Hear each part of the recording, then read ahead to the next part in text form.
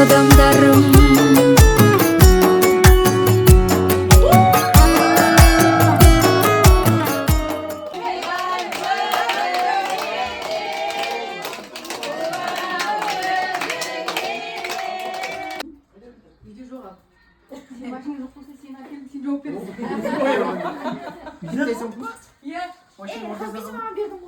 Мен соңғы ештеңе алған жоқпын. Анашымыздың заводынан шыққан жеткірияқ бар біз, солай ма? Сонымыздың ең үлкенінен бастайық. Осы жемнің мерекесіне келейін деп отырып, аяқ асты кішкене денсаулығына байланысты ең үлкен алдымыздағы ағамыз, тірегіміз келе алмай қалды, бірақ өзінің құттықтауын жолдап жіберді. Ең бірінші сол тәтемнің. Бүгінгі мерекеңіз, туылған күніңіз құтты болсын. Денсаулығыңыз мықты болсын. Бала шағаның алдында аман есен отыра бер. Біз тілекшіміз. Жарқырап, жүзіңнен айналсын дейді. Көргеніміз той болсын, қайғымыз жоқ болсын. Көптің тілегі қабыл болсын, келіп жатқан қыздардың қадамдары құтты болсын. Көкембай мен Гүлмираға деп көп рахмет. Дастархан жайып, құлмаларын сыйлап күтіп отырған, аяқ қолына дерт бермесін, табыстары көп болып, қайғылары жоқ болсын. Аумин. Туылған күн құтты болсын, той қыласын. Yine сәлем бердік, үлкен кішілер сәлем бердік. Той қыласын, бүгінгі міне қуанышты күніңіз құтты болсын. Үлкен кіші қыздар, немерелерін, шөберелерін айналама жиналып, әдемі той өткізіп жатырсыздар. Құтты болсын, той қыласа берсін. Денсаулығыңыз ене зор болсын, сол шөбере, немере, шөпшек сүйіп отыра беріңіз. Солардың қызығына тоймай, көргенімізде той болсын, қыздар тек бақытты болсын, өніп өсе берсін бәрі.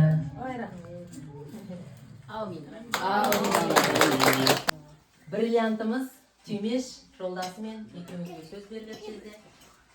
Ауырма, жасың ұзақ болсын. Осылай айтылырына, балдар, қыздарың бар, немерелерің, жиендерің бар. Солардың арасында шаршамай, ауырмай, күліп ойнап, қызықтар жүреді. Дастархан тек тойға жайылсын, қуанышқа жайылсын. Көкембай, мына сарайың құтты болсын. Ішінде тек той болсын.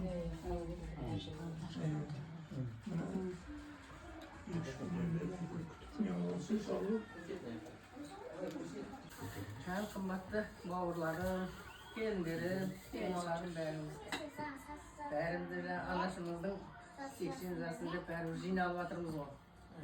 Бәріңізге де құтты болсын, жасын берсін, абырайын берсін, жасын құтты болсын.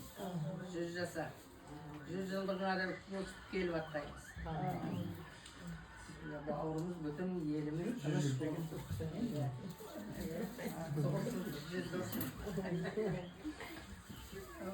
Қыздар бәріңізге де тек жұмыстарында табыс, ақшалы болып, гүрлеп, ұшып барып, ұшып келіп жүре беріңдер.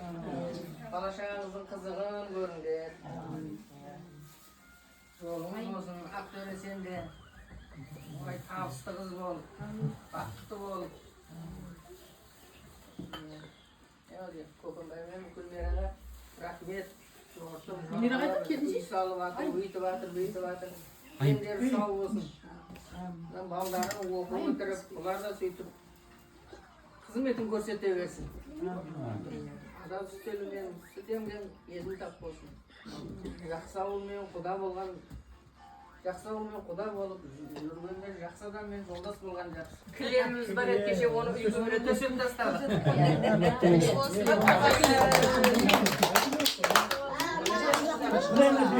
Әжемен жеңілді бір нәрсе алдым ана. Шапан дегенді кимеймін деді.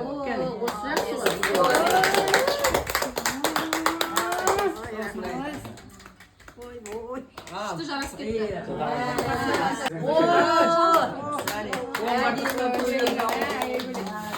Гүлмира қайда? Гүлмира кеше істері. Al tamak degенди күнде жейміз. Мира кешеш. Мынаның қаламқас қызын беріп жіберіп еді.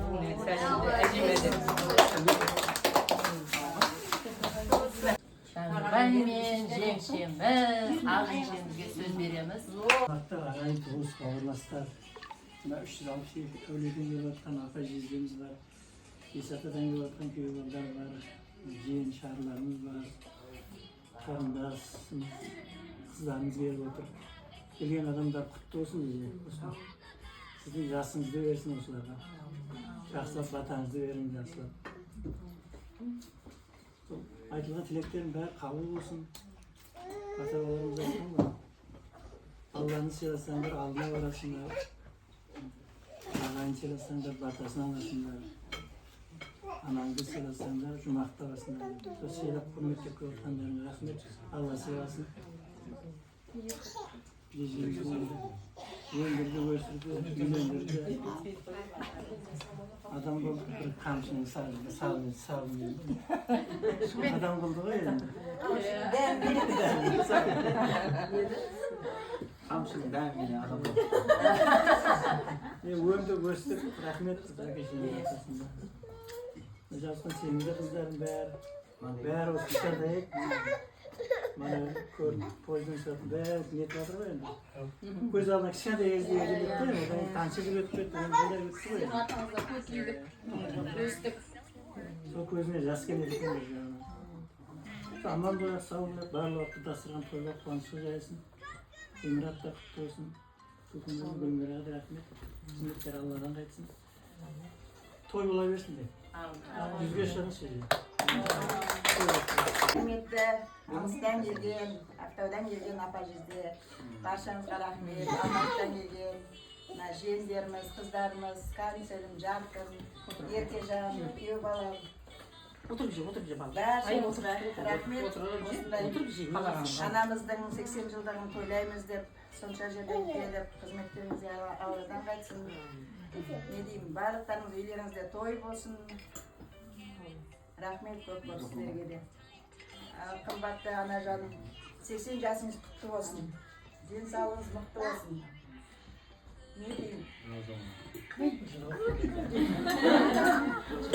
Жаңбыр айтпақшы, бізде кішкентайымыздан сіздің алдыңызда өсіп өндік. 20 жасында келін болып түстім сізге. Берген тәрбиеңізге бәріне рахмет. 30 istedi.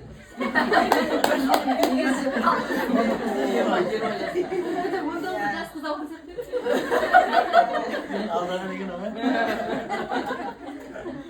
Bilmegenize öğrettiniz. Öğretimde seçtirdiniz ya.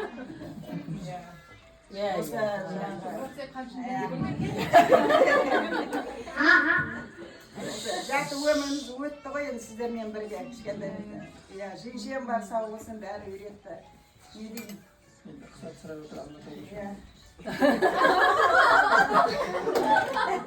Главный Ақжігітпен Гүлмираға рахмет, қызметтер Алладан қайтсын. Осы Жарқын осы 10 августта келеміз дегеннен дайындалып жатыр. Біздер жұмыс істеп жүрміз ары бері. Рахмет Ақжігіт Гүлмира. Бала шағаның қызықтарын көріңдер. Майратайдың, Бейбарыс, Жомарттардың үйленген тойында осылай қызмет істеп жүре берейік. Бақытты болсын, дегендеріне жетсін. Бейбарыс балам дипломын алып, үлкен жұмыстарда істей берсін. Бала шағаңыз бәріңізді үйінде той болсын, баршаңызға қуаныш күнім. Енем өзі тәуір көретін еді, специально заказ етіп, екі қолына екі білезіп.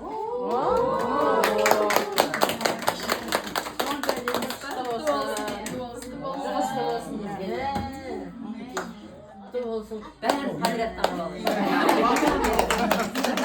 Бешбетті өзі қалаған алады ішінде. Ұнатқан алады өзі.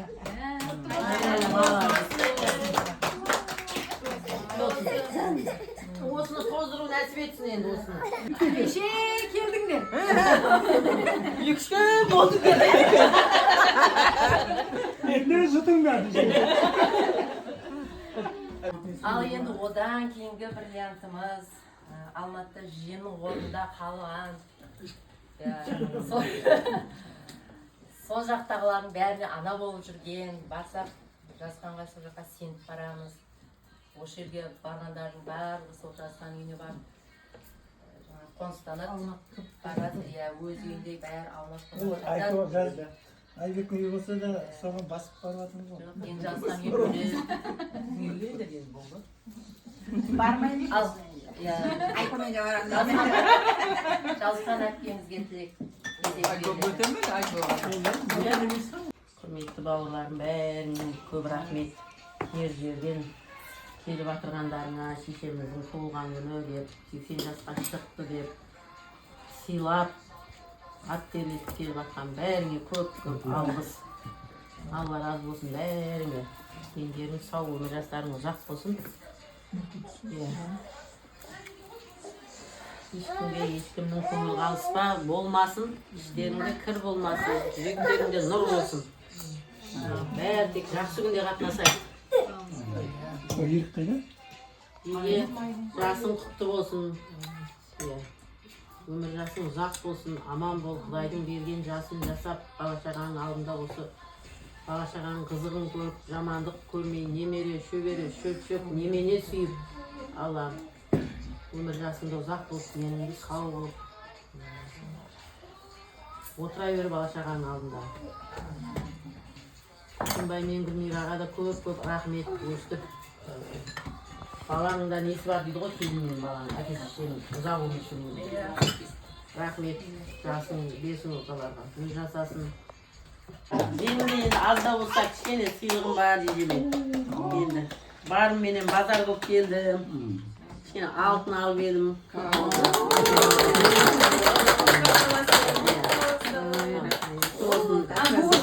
Сағай беріп қосарласып.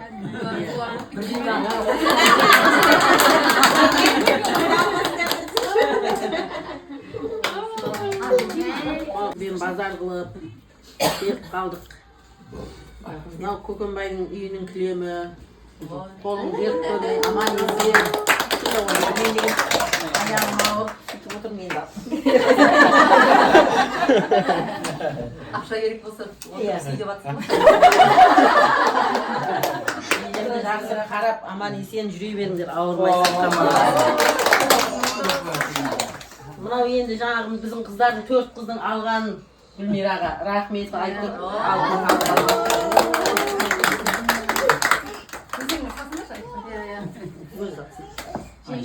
Көп рахмет.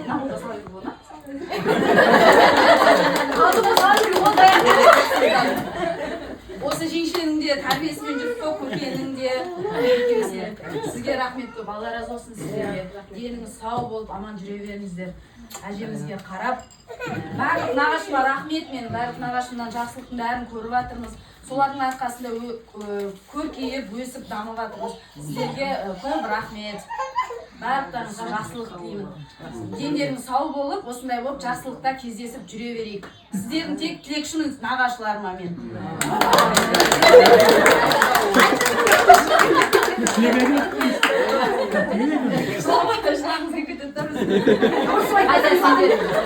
Жыламай сөйледі екенсің. Қанша не қылсам да жылап қойып. Баяғы бір бітірттім да. 4-ші классың балалар жылап жатыр, мен де жыласам, бәрі мектеп таңғалып тұр, бәрі насыл қанбай жылап жатыр. Мен қалай не көрінгенмен мен Күміспенен қапталған, алтынменен ақталған, мына аппар жейшіме. Маған да көп рахмет. Ашалат арасын, саған қолыңа болады. Шешем бұдан сайын сен береді. Алмайтын болды. Рахмет. Заказбенен алдырдым. Рахмет. Сіздер жақта жоқ қой, Маңғыстаудан алдырдым. Алла разы болсын. Көрдіңдер ғой, шеше бақсаңдар, алтын тағасыңдар, ақшаласыңдар. Анашым, туған күнің құтты болсын. Қойшы. Жатайын ба қазір?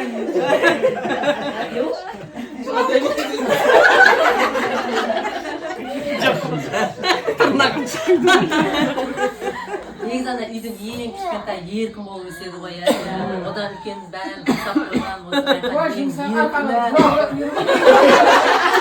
Қайта таяқ жемеді. Ол таяқ емес қой. Шаттауық жегенде қайда? Шаттауық жемедім. Ол өздерін кінәлады. Жесем ұрған жоқ Райхан, біздерді Райхан жуас болып қаяқтан жейсің? Жоқ, кішкентай қартайғанда туған тәтті болады ғой. Туғаның құтты болсын, өмір жасың ұзақ болсын. Біз осы өмірге әкеліп, тәрбиелеп, бар махаббатын бергеніне. Мыңдап шүкір, рахмет. Случайно өмірге келіп, өмір өсіп кеткен.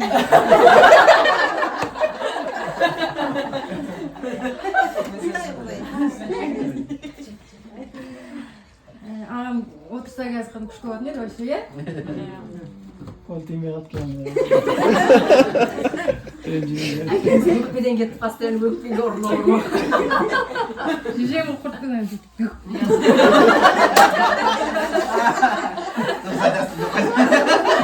Өкпе деді ғой кететін кезде, өкпесі деді, өкпесінің нәжемді. Я соңында дем жетпей кетті.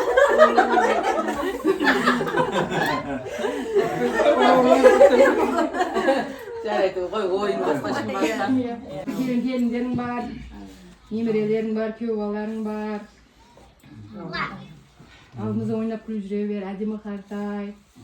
Бәрі жақсылық тілеймін бәріңе. Бізде мен әпкеме рахмет, анау алыстан келген рахмет сізге.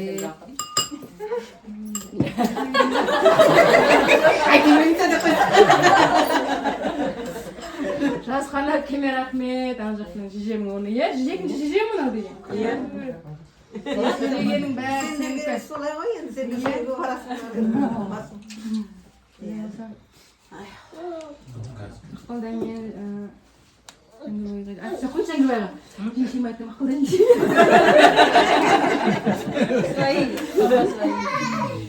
Жеңшем рахмет, молодец. Кішкентай кезінен бірге өстік қой жеңшеме. Жеңшем деген любой киімнің Бірге қуыршақ ойнағанды ғой, иә? Қуыршақ ойнаған отыратын. Жоқ, біз ойнатады еді ғой. Қолдан басқа еш нәрсе келмес қашеді.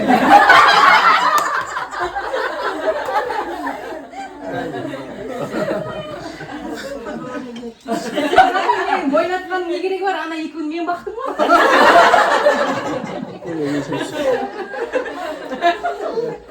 Тек осындай кезде айтып алмайын ба, иә? Айтып ал. Ойын қалжың бәрінен. Шемен Көкімбай көкеге рахмет айтам, шешемді қарап отқанына. Мен ренжімеймін шындық, иә? Қарап отқан. Қартайған шағында қарау оңай емес, өзімнен білемін да. Практика у меня. Теория емес, практика. Қалғандарымызда теория. Қазір мына сөйлейік, ене шоқ сөйлейік. Ақылды! Үндеме. Не бар? Туғаныңыз құтты болсын, денсаулығыңыз мықты болсын, бала шағаңыз, немерелеріңіз, шөберелеріңіз аман-есен болсын. Шөп көріңіз, жүз жасаңыз. Самое главное, денсаулығыңыз мықты болсын. Онда одан не керек? Сайын қарашымды.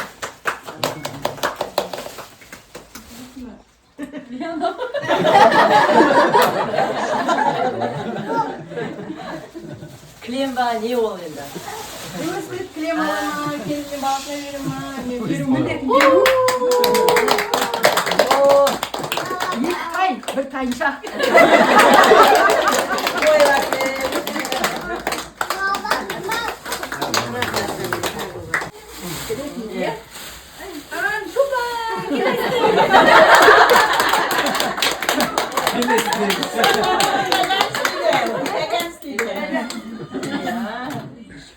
Келесте шу бар.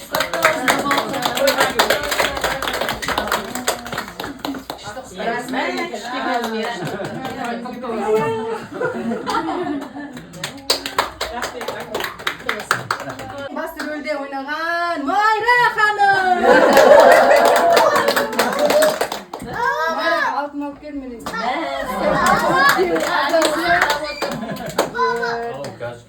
Әжеңе қарап отырсың, душқа, айнасына түсіріп отырсың. Күнде көйлегі жуып жемеші. Көйлек дамбалын болып отырған. Құтты болсын.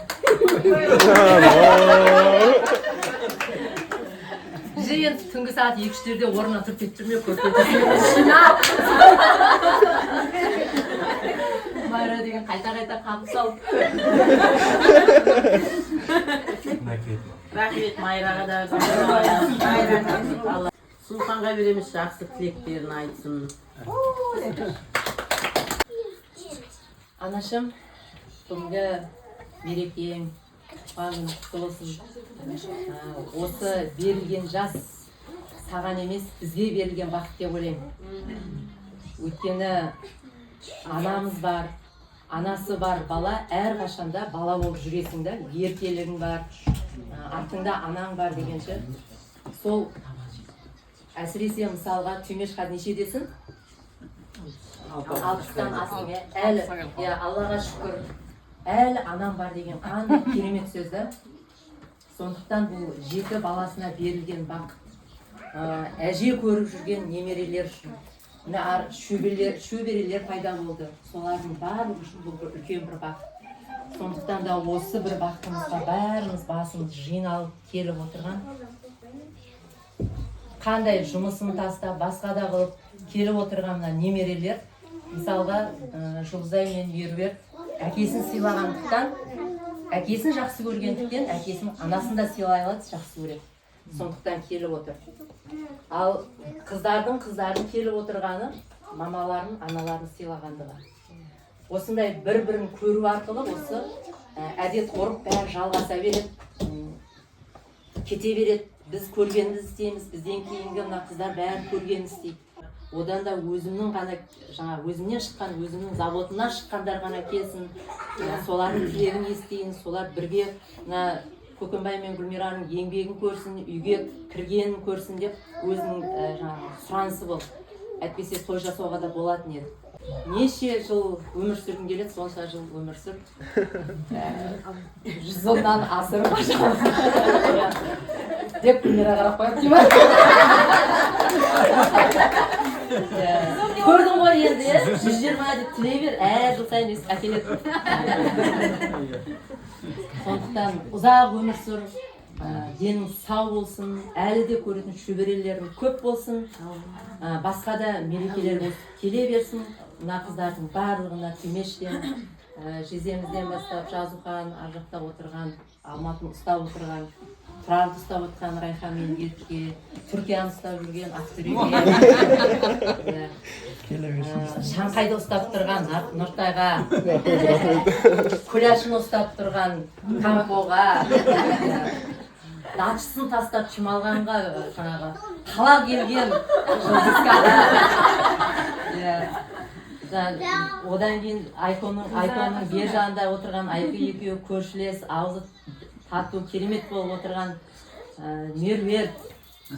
Одан енді Жазуханның орнына тағы да өзіміздің қызымыз болып, Жазуханның ізін ары қарай жалғастырып отырған Айкош. Көп рахмет. Келіп отырған барлық қыздар. Мыңда бір шүкір. Барлықтарына көп рахмет. Бұл жерде бәрінің мамаларын айтқан, бәрін айтқан. Менде енді өз сыйлығым бар. Жемнің өзінің сөйлеген кезде өзінің бір қалауы болды. Мына сырғанды ауыстырсам ба деген. Бұны ақшалай берсек те бір жыртықты жамауға болатын еді, бірақ жемнің өзі қуансын деп мен әдеміш екеуміз 260 мыңның сырғасын.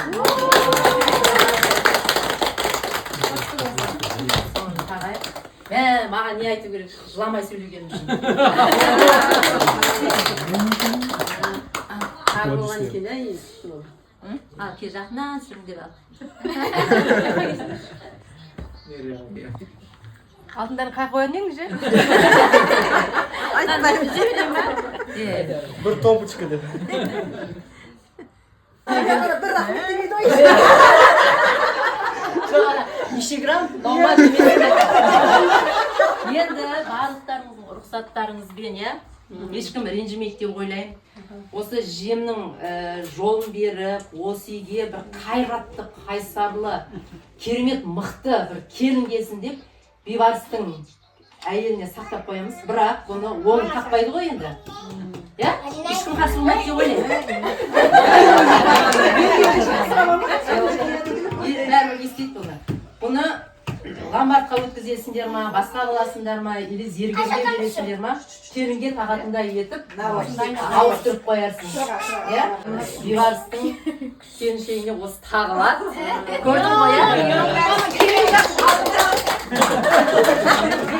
Жем сияқты, қайратты, қайсар, сөзінен жаңа бір сөзде болатын, артық сөзі жоқ, өсиеті жоқ. Өсидің күлімен кіріп, отымен шығатын, постоянно жаңа құлағын көріп айтып отырамыз. Сен ана әжеңнің не сырғасын тағып алсың, так что отырамыз. Әжетай, әжем, туған күніңіз құтты болсын, өмір жасыңыз ұзақ болсын, денсаулығыңыз мықты болсын. Алдымызда аман есен, осылай гүлдей жайнап, жарқырап жүре беріңіздер. Барлықтарыңызға бақыт тілеймін, денсаулық тілеймін, жұмыстарыңызға табыс тілеймін. Осындай күшті дастарханда жинала берейік.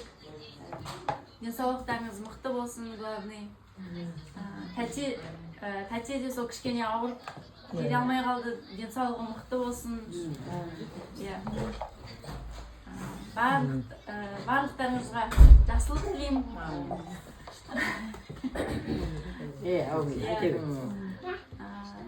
Кішкене сыйлығым бар, соны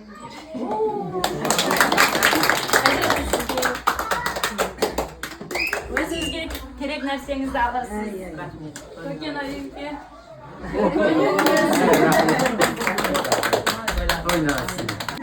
Әже туған күніңізбен, деніңіз сау болсын. 100 жасаңыз, ешқашан ауырмай, аман есен отыра беріңіз. Қазір біз осылай жүргеніміздің бәрі, осы жиынның бәріміз жүргеніміз сіздердің арқаңыз. Барлығы сіздің тәрбиеңіз, алғысымыз сізге шексіз. Жаңағы менің мама деген көкбет дейді ғой, мен негізі әжеге ұқсаймын ғой. Ретінде мамаға айтқаным бар, мамаға айтамын ғой, әжеңіз көкбет ғой, маған неге көкбет деп отырсың. Маған көкбет дегендер. Мен негізі, нағашыма ұқсаймын мен негізі. Барлықтарыңызға рахмет. Осылай күлкіміз жиылмай, дастарханымыз толы болып, осы ашық аспанның астында аман есен жүре берейік, татуымыз ажырамасын.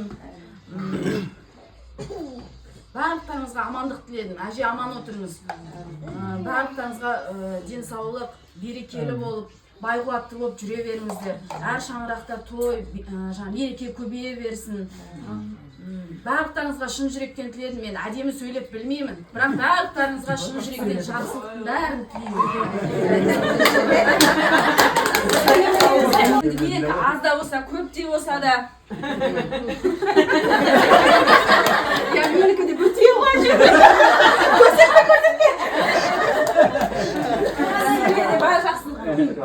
Шаңырақтарыңызда той бола берсін, ауырмай аман есен жүре беріңіздер. Бұл кісілерге сонша бөлек бердік. Амандық қой, амандық болса бәрі де жақсы болады. Мен басқа зат айтып кетемін. Баяғыда біткенде сөйткенде сөйткенде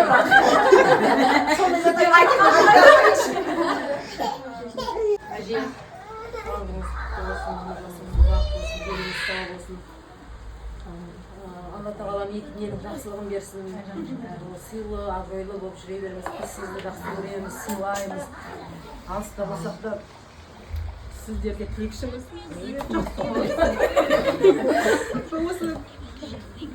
Негіз жылап келіп, бәріміз де жылап, өзіміз Жыла. Қайда барсам да мені мақтап жүреді. Қайраттысың, мықтысың, мінездісің деп. Осы әженің арқасы біріне до конца жұмсайтын еді ғой қазір ештеңе.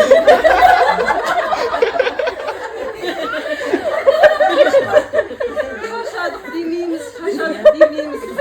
До конца тұрамыз, қайраттан тұрамыз. Осы әжеміздің арқасы ғой, соның бәрі үйреткен, қамшылаған. Қазір ешбір қиындық біз оп-оңай жеңе саламыз осы әженің арқасында. Жаңғырып құлағады, ешкімнен кем қылған жоқ, тәтелер, мұқтар еңшелерге бәріне рахмет айтамыз. Мама жұмыс істеп жүргенде бізге көмектескен. Алла разы болсын. Тілеулеріңізді берсін Алла тағала. барлық жақсылық тілеймін осы өмірде. Не жақсылық бар бәрін осы сіздерге тілеймін. Қайда барсам да сіздерді айтып жүремін, мақтап жүремін. Менде есімде Ақтауда еншен маған неден воскресенье күні барып ең күшті шалбарды әкеліп бергені бар. Жұлдызайға үйреткен етсе де болады ғой. Бірақ Жұлдызай мен үйрет сол кезде менің сол алып берген шалбарыма қызық.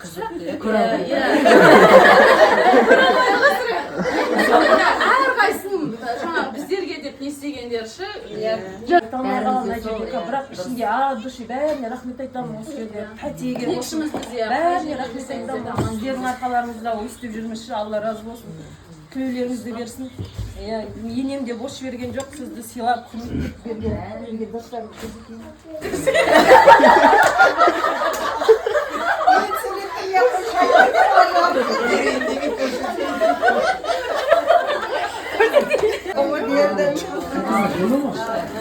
Базарлық енді. Базарлық, мына баны сүргісі, мына жеңшеге кәмпитпен тоқиып енем беріп жіберді именно қолындағы келініне деп. Мына 30 мың енді неміз аз да болса көптей көр әже, байып алсақ береміз, бұдан 300-сін береміз, 400-сін береміз. Саны барын денсаулығыңыз мықты болсын.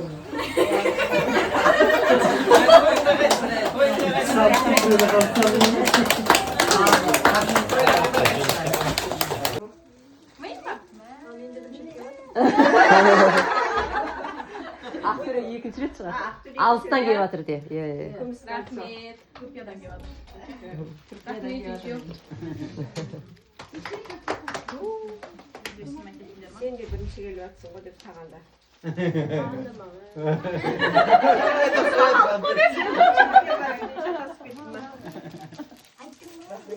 Ақтөреге келді ғой мұның. Мынау енді еңшеме. Маған ба? Ойбай.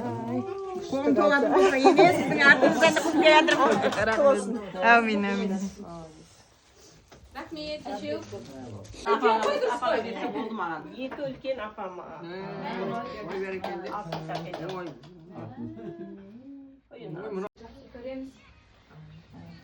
Денсаулығыңыз мықты болып, осылай әдемі болып алдымызда. Жұмыстағылар жұмысқа жақында кірген, жаңа жұмыс детскийдегі инфекционныйға. Ол жерде тәтелегім 2 ай бұрын айтып қойған. Мен әжем торынына барамын, әжем торынына. Ол кісілер деп сіздер құттықтап жатыр. Осылай видео жібер деп айтып жатыр. Сол бәрі құттықтап жатыр, сіздің таныған бәрі құттықтап жатыр. Молодец деп. Сөйтіп сол Ақтөбеге бірінші самолетпен бірінші рет келдім. Пойызбен де бірінші рет Ақтөбеге келдім. Басқа жерге барып көрмегенмін. Айттың ғой жаңағы көшкенні барлығы. Иә, барлығы. Бір барлықтарыңа миларыңа ми қосылып қозғалып деген. Қалай нәрсені ұғып қалдыңдар. Мұнса өз басым солай. Жеңдер кеткен кезде, иә. Бір қадірді білдік. Ана жерде бәріміз бүйтіп жүрдік, кімнен туылды, неше өтіп деген сияқты. Одан кейін неше екенімізді білдік сөйтіп. Керемет болды. Рахмет, сыйлап жатқандарыңызға. Көке жеңше сіздерге көп рахмет. Алматыға келген сайын шақыра алмай қалам. Жұмыс істеп отырмын. Нұры жеңше сияқты жұмыс барамыз енді. Келіңіздер. Сол жеңшеден пример аламын, жеңше сияқты медсестра болып. Детскийде қалай жұмыс істеді деп ойладым, өзім 6 ай енді болды ғой. Тура жеңшенің кейпін киіп келемін күнінде. Не андай, шынында кішкентай бала қарау оңай емес екен. Жеңшені енді түсіндім ғой. Сол жеңше 20 жылдан асып істеді ме деп мен айтамын жұмыстағыларға. Сол жолыңызды берсін, сізді қатты жақсы көреміз. Үй құтты болсын. Барлығы жұғысты бола берсін. Құттықтаймын барлықтарыңызды. Кішігірім не тоже? Кішігірім ба, бір күшті. Айтып көрсетші, барлық қазір ойланады ғой. Сол бәрі ақша ғой. Сізде бәрі зат бар ғой, бәрі бар сізде. Бәрі бар ғой деп қайталаған.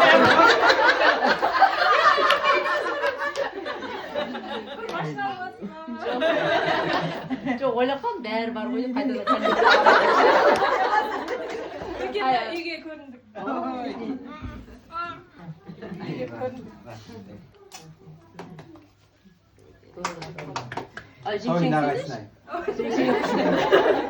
сөз айтып ол?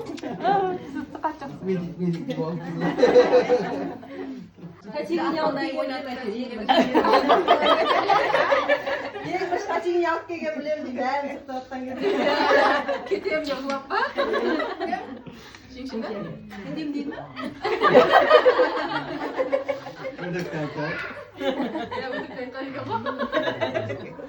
Жоқ, кіреді кезде айтты ғой, мен кетем деймін, бірақ жібермеңдер деді ғой. Естіген жоқсыздар ма? Мінезіміздің қалыптасқаны, біздегі болмысымыз барлығы осы әжем тәрбиелескен. Әжем мықтылап тәрбиелеген, біздің күшіміз жетпеген жерде біздің мінезіміз шығады шынымен. Біздің күшіміз жетпеген жерде мінезіміз шығады, біз өз-өзімізге тұрып береміз. Любой жерде. Мен, например, шетте жүрмін ғой. Шетте жүрмін. Жоқ, адамда ақыл солай келеді. Біреумен сөйлесесің, біреудің тағдыры сенікімен ұқсас болады, солай адамға ақыл келеді. Көбісіне қараймын, әкесі тастап кете берсін, шешесі заңға хабар алмағандар бар. Көбіне 10 адам бар, 9 адам сондай. Каждый жерде мен өзім ішімнен мыңда бір шүкір деймін. Біздің, например, тұратын жеріміз болмаса да, көке вообще жұмыс істемей, сол үйді өзі тұрғызды. Ешқандай жұмысты алдаған жоқ, ешкімге бір тиын берген жоқ. Көке соның басы қасында жүріп, соны тұрғызды. Мен қанша ауырдым, мен қанша андай стресс па, депрессия ма болдым, менің келіп уколымды салып кетеді, менің келіп жағдайымды сұрап кетеді, түнгі 2 демейді, түнгі 3 демейді, жеңше бар. Менің аяқ қолымды ұқалап жүрген Майра бар. Ондай нәрсенің барлығын біз ешқашан ұмытпаймыз, ұмытқан да емеспіз. Кішкентай кезімізден де келе жатырмыз ғой. Бізге біз, например, шет жақ жүріп, осылай жүріп, біз бір рет болсын әкеміз сағынған адам емес. Осы жерде Құдай тұр ғой, әкемізді іздеп, әкемізді сағынбағымыз себебі бізге уже әкенің орнында, шешенің орнында беріп қойды, ана беріп қойды, әкеміздің орнында, шешеміздің орнында да әже беріп қойды бізге. Тәте бар, сармама бар, папа бар, көке бар, барлығы жүр. Ол бір адамның ғана несі емес, каждыйының бүйтіп біздің өмірімізде 96 болсын, қанша 62 тамырымыз бар болса, сіздердің орындарыңыз сондай 62 тамырымыз сіздер. Бізде қанша буын болса, әр буынымыз сіздерсіздер. Бізде қанша сүйек болса, әр сүйегіміз сіздерсіздер. Біз, например, өстіп сөйлеп тұруымыз, өстіп өзіміздің ойымызды жеткізіп тұруымыз, өстіп жан-жақтан келіп жиналай алуымыз, оның бәрі тәрбие. Оның бәрі бізге берілген, бүйтіп келген тәрбие, ақыл, мынаны істе, мына. Біз кезінде может ұнатпаған шығармыз, әже бүйтеді, сөйтеді деп. Оказывается, сондай нәрсенің бәрі, дисциплинаның бәрі адамның өзін қалыптастырады екен. Адамның тұрақты, жеке тұлға болып қалыптасасың. Жеке тұлға болып қалыптасуының өзіне бір күш керек. Ол күшті біздің кішкентайымызда әже, көке, тәтелер бәрі салып берген, папалардың бәрі салып берген. Біз еш нәрседен қиналған емеспіз. Біз даже ішерге ас таппай, жеуге нан таппай отырған менің ешқандай есімде жоқ ондай нәрсе. Например, біздің дастарханымыз осылай керемет жайылып тұрды, киіміміз көп, бүтін болды. Жан-жақтан айттым ғой, бізде қандай 67 тамыры бар болса, тамырымыздың бәрі бүйтіп бүтінделіп, сіздермен толып тұрды ол. Біз мүлдем арғы жақтан, бер жақтан внимание іздеп көрген адам емеспіз біз. Біз сіздердің арқаларыңызда осылай жүрміз, сіздердің дұғаларыңыздың арқаларында осылай жүрміз. Мен каждый раз ойлаймын, адам қайда жүрсе де жүре берсін, бірақ аман есен екенін естісең, дені сау екенін естісең, соған жететін ешқандай нәрсе жоқ. Тәтең де ауырып қалған кезде, андай сенбей қалдым, как будто біздің көзімізге осылай жүре беретін сияқты болып көрінесіздер. Ауырмай, сырқамай жүре беріңіздер. Иә, просто ана ауырып қалған кезде өзің андай кішкене қиналып қаласың. Тәте ауырмайтындай адамдай сияқты болып көрінеді. Или там басқа нәрсе қартаймайтындай болып көрінеді бізге бәрібір сол бұрынғы қалпында болып тұрған сияқты болып көріне береді. Себебі біз кішкентай кезімізден сіздерден өстік, сіздерден тәрбие алдық, соған 1000 есе рахмет айтамыз Аллаға. 1000 есе шүкір етеміз және мақтанамыз сол нәрседен. Біз болашақта да көрсете ал, мен өзім лично өстіп ойлаймын. Болашақта да көрсете алған сыйластығымызды, болашақта да көрсете алған мейірімімізді сіздерге көрсетеміз. Бізде басқа ешкім жоқ. Болды, жабылды тема, басқа тема жоқ. Бір бүтін қылып тұрған бізді андай, енді көп қой жарым болып жүрген адамдар, иә? Бізді бүтін қылып тұрған осы жерде отырған барлықтарыңыздар. Тәке бар, сармама бар, Мұхтар аға бар, бәрі оның ешқайсысын бөліп жаруға келмейді. Даже бізге Майра болсын, Бейбат болсын, ана кішкентай жүрген балалардың өзінің бізді бәрін бүтін қылып тұр. Саусақтарымызды бүтін қылып тұр, бармақ болып тұр, тырнақ болып тұр. Адам қалай жаратылған болса, бүкіліміз сондай болып тұрмыз. Сол үшін мен қазір ана үйде естисің ғой ана екі балам ананың қолында деп ажырасып кеткен көп әйелдер қарап тұрса, негізі біз қарап тұрсақ 5 баламен сол бір нағашымыздың үйіне сыйыппыз ғой осындай жеңгемізбен деймін да. Аллаға шүкір, иә, сіздер де адамдар болғаннан кейін ғой деймін да. Сөйтіп біз көзімізді ашып жүрдім, естіп екі баламды аяққа жібердім. Екі баламды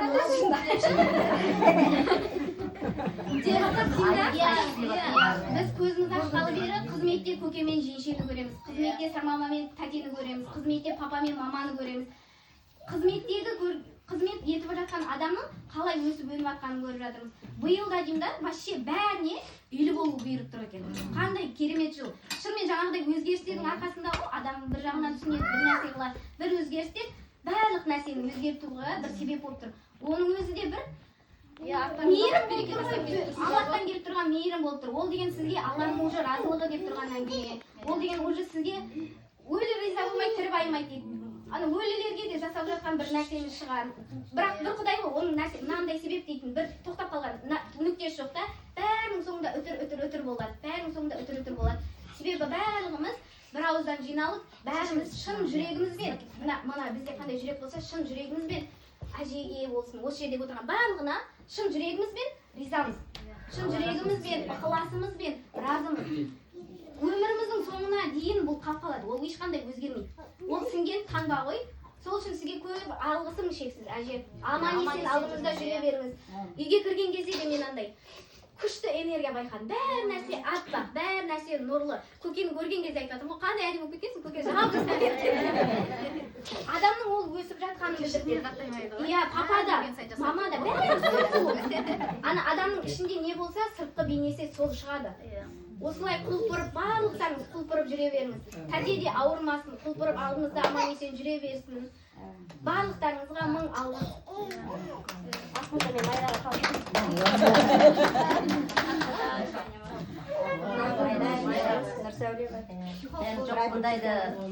осындай кезде айналатын нәрсе ғой. Соны жеке отырғанымыз жақсы. Иә.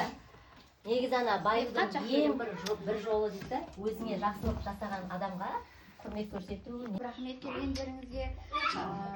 Әже, бүгінгі туғаныңыз құтты болсын, өмір жасыңыз ұзақ болсын. Ешқашан ауырмаңыз, алдымызда аман есен жүріңіз. Осылай тек қуанышта жинала берейік. Тек бақытты болайық, ауызбіршілікте ешкім ауырмай.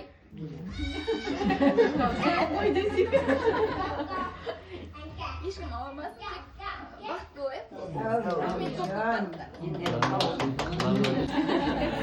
Әжесінің Құдай бергені. Ешқайсымыз тіл тигізе алмаймыз. Оған тіл тигізсек, әжесіне тіл тигіземіз. Сондықтан 3 батырға сөз береміз. Келе ғой. Барлықтарыңызға рахмет естіп келіп, алыс жолдан келіп жатқандарыңызға, Ақтаудан, Алматыдан, әжені сыйлап, мама-папаны сыйлап, осы үйге келіп, қуаныш тойға келіп жатқаныңызға бәріңізге рахмет. Және осы апаларыма рахмет. Қазір Алматыға барғанда, оқуда жүргенде аптасына ай сайын шақырып, үйіне тамақ беріп,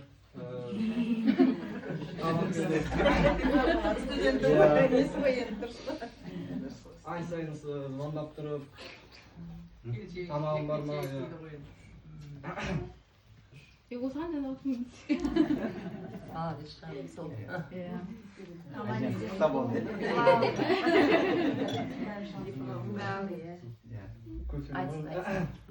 Келіп, сыйлап жатқандарыңызға бәріңізге рахмет. Денсаулықтарың мықты болсын. Және осы бүгін келіп жеткен әженің, ұлы әжеміздің туған күні құтты болсын. 100 жасасын. Осы менің және басқа немерелердің жетістіктерін көріп, үбірлі-шүбірлі бақытты болып жүре берсін. Және де әр қайсыңызға сол немере шөбере сүйіп, әр отбасыда бақыт пен бақыт кетпесін, той болсын, келін алып, қыз алып, үбірлі-шүбірлі болып жүре берсін. Ағылшынша айтыңызшы. Туған күніңіз құтты болсын, өмір жасыңыз ұзақ болсын, сол туған күннен туған күнге жетіп, осылай бала шағаңыздың бәрінің жиналғанын көріп қуанып отыра беріңіз. Сіздер ойлайтын шығарсыздар. Бәрі жүрек біз сияқты. Көбінесе дастархан басында айтып отырады ғой, әжем аман жүрсе екен, көке шеше не жүрсе екен деп бәрін естеді ғой, көріп өстік қой бәріміз. Ол кезде кішкентай ол жақсылықтарын көрмеді, рахмет айта алмайды деп мен бәрін білем, просто біз андай өтіп рахмет деп өтіп қайта звондап өйтіп жасай алмаймыз да біз неге екенін өйтіп звондай алмаймыз. Тәтеге де айтамын, тәте сізге осылай жылына бір хабарлассам да рахмет депші, осылай мен сізге өйтіп қайта ана Бегаға сияқты қылып звондай алмаймын. Бегасыға қашан көрсең тәте немен сөйлесіп жатады, мен таңғаламын да мә қандай не депші, бірақ мен істегім келеді, бірақ істей алмаймын да. Тәтеге айтамын. Иә, жүрегімізде несіздер ғой. Мен маманы Құдайдан дұға тілеген кезде обязательно оның отбасында тілеймін де, барлығы осылай аман есен болса екен депші. Мен мысалына 4 әпкем деген әкесін көріп, өзінің өз жұртын көріп өссе де, мен мүлдем көрмедім өз жұртымды. Маған тек осы нағашыларымнан басқа ешкімім болған жоқ менің.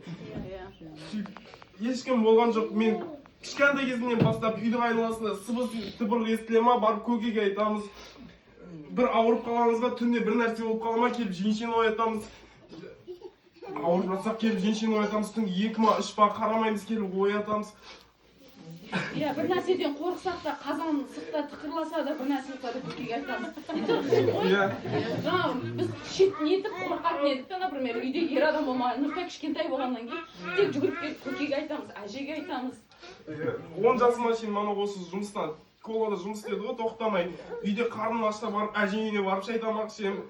Қарным ашса әже үйіне барамын. Мысалға да үйге тоңсам әже үйіне барып жуынамын. Ешқандай не болған жоқ та менде. Менше әке до того сіздердің арқаларыңызда әкеге мұқтаж болып өспедім да. Мен ана группаластарым әкесі жоқ десе мен ойбу деп мен айым мен өзім әкем жоқ болса ашы болармын ше. Сен мен оны сезінмеймін да іштей ше. Бірақ анау әкесі жоғын білдіртеді да, өйткені андай бір нәрсеге несі жетпей тұрады деген сияқты ше. Сондықтан айтады ғой, кейбір несін төлей алмай жатса мен төлеймін дейді ғой, ана әкесі жоқ деп дейді да. Менде как будто бір не сияқтымын дейді ғой, иә. Наоборот, толыққанды отбасы мүлдем қалыптаспағанда сол сіздердің арқаларыңызда менде ешқандай несі қалыптаспаған. Мына мама деген 2019-да деген өліп қалайын деп ауырдым мен білемін, есімде сол кезде деген. Папа деген күнде барып больницасына барып, күнде 7 теңге біз ол кезде кім табады, ешкім таппайды. Күнде 7 теңгені барып, еще тоқтамай, мысалы мен өзім ол кезде бір барған жоқпын мамаға. Соған папа күнде барады маманың жағдайын сұрау үшін ше. Сан мама тәте қайта барып алма, жеміс бәрін апарып беріп отырады. Ақылы больницада ше. Иә, платный больницада жатты. Өліп қалайын деп мен ойлағам, осы кезде біз уже біткен жеріміз осы шығар деп ше. Себебі мама уже өлейін деп жатқан кезде ғана барды да больницаға ше. Оған шейін ешнәрсе өтпес, жазылып кетемін деп жүрді. Сөйтті, сосын мама тәтенің үйіне де барған сайын бәрін алдымызға қояды, барлығы шын мысалға өйтіп өздерінің баласына істемейді, соны бәрін бізге істеп отырады, біз бәрін байқаймыз біз оны. Сұлапке, Райхан әпке дегенде бізді ешкім айтпады дейтін шығарсыздар. Мен бар ғой сіздердің жаңағы мотивация, еш нәрсе, ондай нәрсе алмаймын сіздерден, бірақ андай. Алмаймын, бірақ сіздер ше ана үйге келген кезде мамаға болсыншы деп, мамаға бір жақсылық жасап кеткеннен өзі маған қатты не қылады. Ретінде сіз кеткен кезде Нұртай жылады ғой. Біздің жаңағы, бізді мысалы бүйтіп жіберейік, сөйтіп жіберейік деп жүргенін бәрі сестрасына болғанын қалағаны деп ше. Мысалы өзіңізге демейсіз, оның бәрін жазуқанға болсын. Маманы жақсы көрген үшін жақсы көремін да, бұл әпкелеріміз ше, маманы жақсы, мен ертең ойлаймын да. Маған айтылды ғой, барлығы біреуі әкесін сыйлағандықтан, біреуі шешесін сыйлағандықтан деп отырмын ғой. Иә, сол үшін жақсы, мен ертең ойлаймын да, мен әйелім маманы жақсы көріп тұрса, мен әйелімді жақсы көретін сияқтымын ше.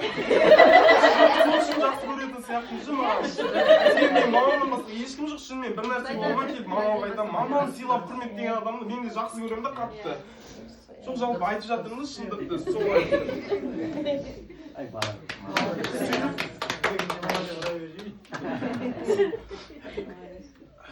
Әже де үнемі айтып отырады, мысалы мен бейбарыс бәрі кетіп қалған кезде мен шынымен де өзім жаман жалғыз сезімін, айдалада қалып қалған сияқты мен Мұхтар ағалармен араласпаймын ғой, өйтіп үлкен кісі болғаннан кейін.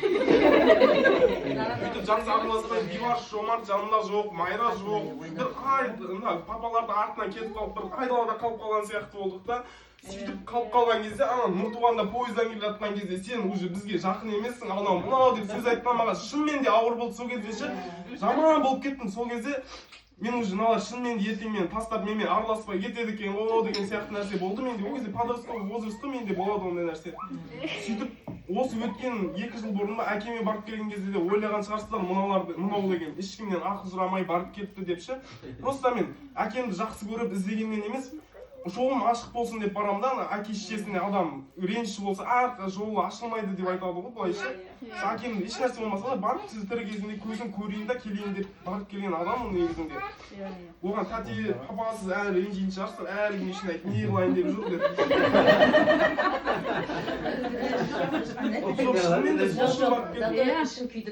Шынымен әкені шешені бұл өмірде таңдай алмаймыз ғой, Алла тағаладан біз сол не істедік, шынымен оның сөйтіп жаман қылып ойлап жүрмеңіздер, мен ондай жаман ниетте сіздерге сатқында жасағаннан барған жоқпын. Просто әкеге реніш ол. Мені ренжімей емес. Барлығы нормальный өмір сүріп жатқанда бізде бір кеміс бәрібір бір жерден болмасын бір жерден шығып тұрады. Сосын жаңа сұлап кез сізде айтып жатсыз маған батып кетті мына киімсіз қолтық.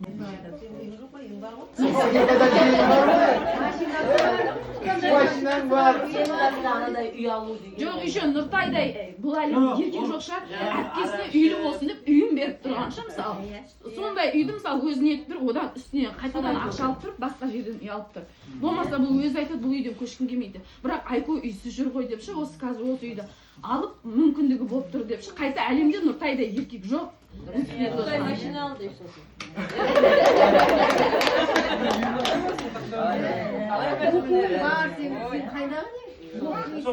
Үйлерің вообще күшті, байдың үйі күшті болған. Ол жақсы ұлқан айтып отқанда арақшы бұтын. Бойында, бойында жоқ барлық нәрседен ада болып қалған адам. Күйім бар, оқуым бар. Бойында кішкене бір нәрсе Бір нәрсе айтайын деп жатырмын. әжеңе айта ғой. Айта берсін. Әжеге мен рахметімнен басқа еш нәрсе айта алмаймын, шын айтамын. Мен оған тек рахметімді айтамын, болды. Көмектесіп отырады, мамаға жеңшеме көкеде жасырып, мамаға беріп отырады.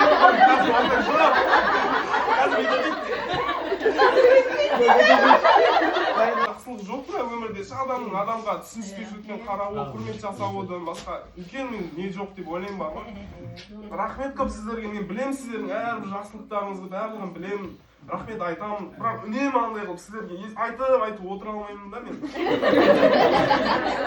Андай қылып айтты ғой, каждый раз звондай алмаймын, сөйтіп сөйлесе алмаймын. Бірақ шынымен жүрегіміздесіздер ғой, шынымен жаңағы ертең ешіміз барлықтарыңызға. Енді қаланы сақ болам, үйім бар, газ бәрі. Адам ол жетсін дейтін сол ғой. Жетсін деп бәрі. Кішкентайда жұмыс істеп келе жатыр ғой. Бәрін күнде отырып істей алмайды ғой. Туған күніңіз құтты болсын, 80 жасыңыз құтты болсын. Бізге де осындай жас бұйырсын, сіздің жасыңызға жетіп жас болып жүре берейік сіз секілді. Көбісі айтады ғой, мысалы, әжең қартаймайды дегенде бір мен нағашы жағымнан естимін, әжең бар, не ма деп. Қалай дегенде, әжең қалай деп, қартаймайтын әжей деп, мысалы, көбісі айтады. Сол жасыңыз құтты болсын, 80 жасқа 90 жасыңыз өйтіп жасай берейік. Осы барлықтар мысалы айтып отыр ғой, міне сізге тартқан мынау деп ше. Мен айтайын, мысалы бәріңіздің мінезі менде бар. Тәтенің мінезі жетік мінезі де бар, папаның ақкөңілділігі, көкенің осы пысықтығы да барлығы мысалы ойлаймын. Андай мінезім жақсы деп енді көп кеттім бар деймін. Енді барлығына осының арқасында мен де пысық болып жүрмін, мысалы Суапкеге қарап, кішкентай кезімде Суапкеге көп барып, білмейтін заттарын көріп, естіп, мә деп қаласың, көп нәрсе айтады, үйіне барсаң да мысалы мүмкін енді олар байқамайды шығар, может сырт көзге білмейді шығар, мысалы әке үйлеріме кішкентай кезімде көп барамын, өзім мамам сияқты болып кеттім, мысалы ер кезде де өйстіп тәрбие беріп бізді өсіріп жатқандарыңызға көп рахмет. Мамама, папама, мысалы папамның ерке қызымын. Бізді ешкімнен кем қылмай всегда өсіріп, барлық қалағанымызды алып беріп, аузымыздан шыққанның бәрін алып беріп, тәрбиеміздің бәрін беріп жүргеніне, анда-мында қыдырып жүргендеріне алғысым шексіз. Сіздер де 1000 жасаңыздар, 100 жасаңыздар. Барлығы енді маманы білем, аққоңыр всегда бәрін ойлап жүреді. Мынау ойыншық болса, аппақтың қызына, айфонның қызына деп всегда, мына кейін кімге болады екен деген секілді бәрін ойлап всегда айтып жүреді. Енді оның бәрін көргеннен кейін сіздерді сыйлаймыз, сіздерге 1000 алғыс, барлықтарыңызды мен үшін әрқайсыңыздың бір орындарыңыз бар жүрегімде кішкентай кезде. Енді бәріміз бірге өскеннен кейін барлықтарыңыздың енді былай білеміз ғой, кішкентай кезде көргеннен кейін жақынбыз бәріміз. Мысалы мен де подругаларым бар, көбісі мысалы папасымен араласпайды, мамасымен араласпайды дегендей. Бірақ бізде шүкір барлығы аман-есен, туысқандарымыз да барлығы. Тәте де ауырып қалды, ол да жазылып кетсін, тәте 1000 жасасын. Сармама екеуі бақытты болып, бір жастықта қартайып, берсін. Шеше мен көкеге 1000 алғыс. Әжені бағып, қағып, всегда әжені қуантып, өйстіп әже жас болып жүрген сіздердің арқаларыңыз көбінесе. Өздеріңіз сөйлесін 20-ға келіп еді? 20-ға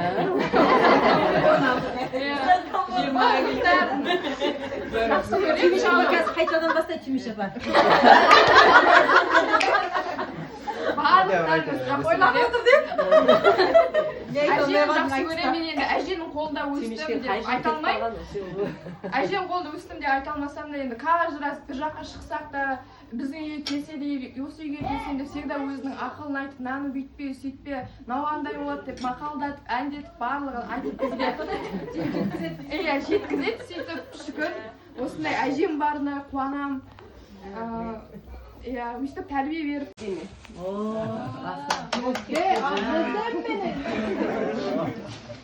Ағама.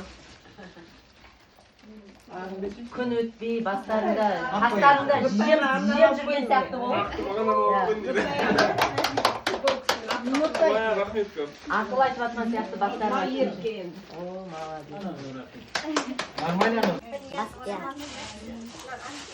Ал тұрыңдар орындарына. Қазір тағында тұрсын?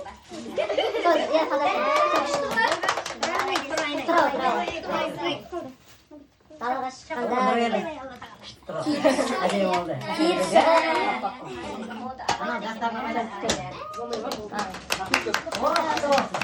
далаға шыққанда 80-ге келіп серпілдеп 80-ге келіп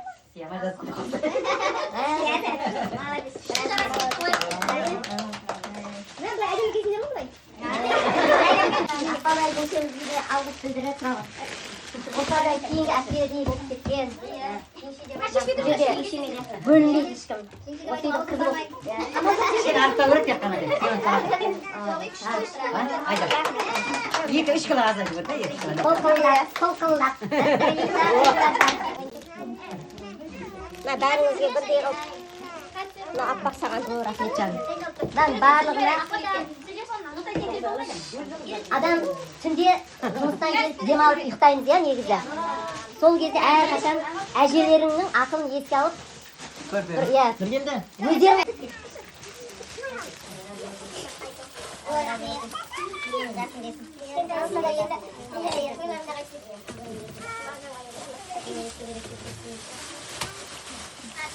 Алдыңда, жұмыс алдыңда. Неші? Орамал қайтып тақсаңдар да жарыса береді саға келіңдер. Әжелерің көзінде көр.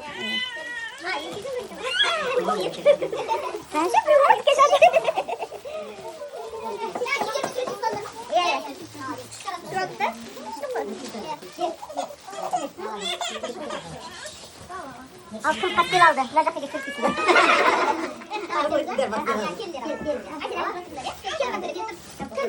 Алған деген алып көріп қарайсың. Қолына кіреді қарап. Мынау балым отырғаны.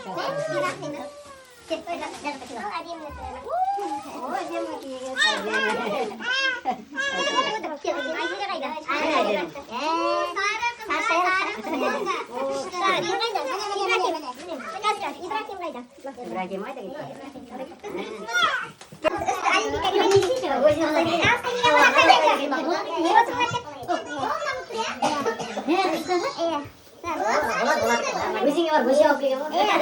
Ана Нұркелді қайда? Кеше ақмар шоу дейді ғой. Бүгін мына астына қара шоу бар деп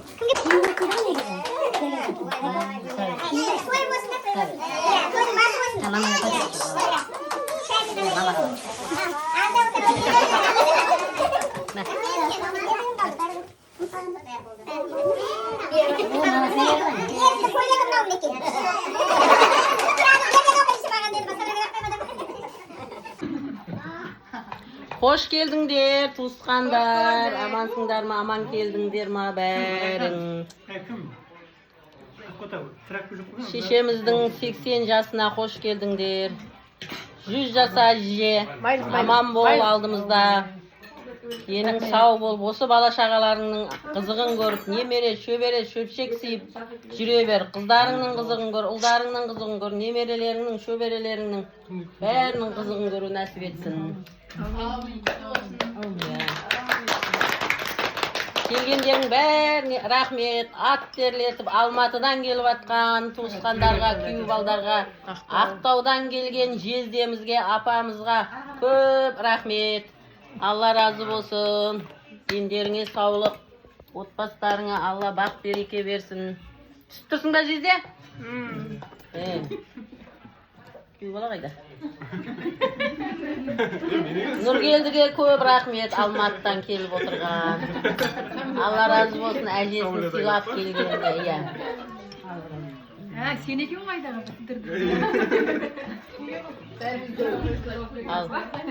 Бүгінгі ақ дастарханымыз ашық, ішіп, жеп, ойнап, күліп отырыңдар. Рахмет.